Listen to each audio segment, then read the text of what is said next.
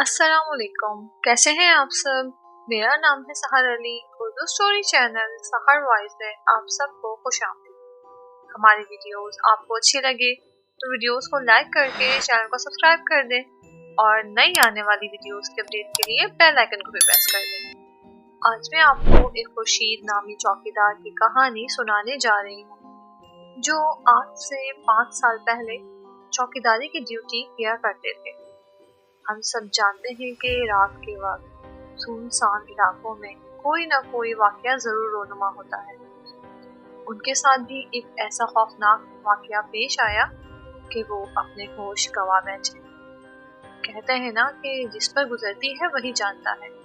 आखिर खुर्शीद के साथ ऐसा क्या हुआ कि उन्होंने चौकीदारी का काम ही छोड़ दिया। जानने के लिए कहानी को मुकम्मल सुनिएगा और अपनी राय का इजहार भी कमेंट बॉक्स में जरूर कीजिएगा। हमें आपके कमेंट्स का इंतजार रहेगा। तो चलें कहानी को शुरू करते हैं खुर्शीद की ज़बानी।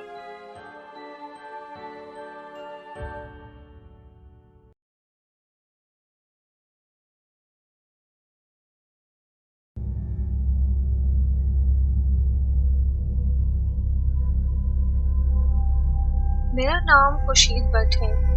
मैंने अपने घर की बैठक में करियाने की एक छोटी सी दुकान खोली हुई।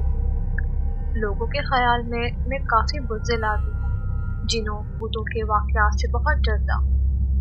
आज से 5 साल पहले मैं चौकीदार था। मेरी ड्यूटी शहर के एक बाज़ार में लगी थी। मैं रात 8 से सुबह 8 तक ड्यूटी करता था। एक रात ऐसा वाक़या हुआ जिसकी वजह से मैंने नौकरी छोड़ दी। जनवरी के आखिरी अयाम चल रहे थे। रात 2 बजे का वक्त था तो मुझे थोड़ी सी ऊँघ आ गई। 2:30 बजे के करीब मेरी आँख किसी गाड़ी की आवाज़ से खुली। मैंने देखा कि एक पुराने मॉडल की गाड़ी दूर से आ रही है। मैं चौकन्ना होकर बंदूक संभाल कर बैठ गया। गाड़ी मेरे करीब से गुजरी तो मैंने गाड़ी और गाड़ी वाले का जायजा लिया। एक आदमी हैट और कोट पहने हुए था और ड्राइविंग कर रहा था। हैट का अगला हिस्सा काफी नीचे था। उसकी आंखें नजर नहीं आ रही। गाड़ी में कोई और फर्द भी सवार नहीं था। थोड़ी दूर जाकर उस आदमी ने गाड़ी रोक दी। वो गाड़ी से उतरा और मेरी तरफ देखकर उंगली से मुझे अपने करीब आने का इशारा किया। जब मैं उसके करीब गया तो अचानक उस आदमी का कद बुलंद होना शुरू हो गया और चंद सेकंड के अंदर उस आदमी का कद इतना बढ़ गया कि दुकानों की छतों से भी कई फीट ऊपर चला गया। और फिर अचानक उस आदमी ने मेरी तरफ गर्दन मोड़ी। खौफ के मारे घिक्की बन गई मेरी। ऐसा लगता था जैसे अभी मेरी मौत वाक़या हो जाएगी। मेरे हाथ पैर ठंडे बर्फ हो गए थे। उसने मेरी तरफ देखा। उसकी आंखें चूने की तरह सफेद थी। मैंने जोरदार चीख मारी और जल्दी से साथ वाली गली में घुस गया।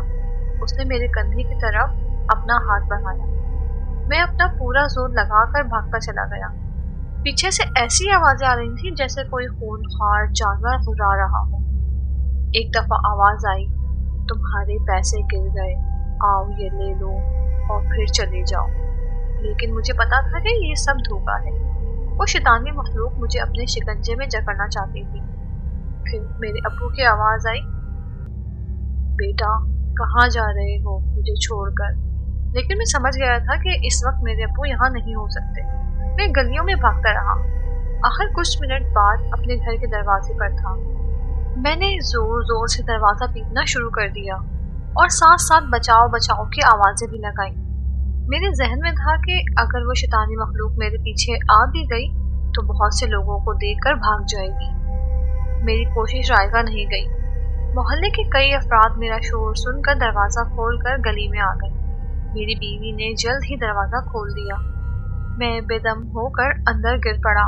मोहल्लेदारों ने मुझे उठाकर कमरे में बिस्तर तक पहुंचाया। मैं दीवाना वार बस यही बोले जा रहा था, जल्दी दरवाजा बंद करो, और बार बार यही बोले जा रहा था। फरीद चचा ने मेरे लिए चाय बनवाई, मुझे लिहाफ उड़ाया। लिहाफ में बैठकर मैंने गरम गरम चाय पी तो औसान बेहाल हुए। आखिर मैंने तमाम लोगों को अपने साथ पेश आने वाला वाकया सुनाया। सब लोग हैरान और परेशान हो गए। बहरहाल कुछ देर बाद तमाम लोग अपने घरों को रवाना हो गए। मैंने शुक्राने के 2 नवाफिल अदा किए और सो गया। इस वाक़ये के बाद मैंने चौकीदार की नौकरी छोड़ दी।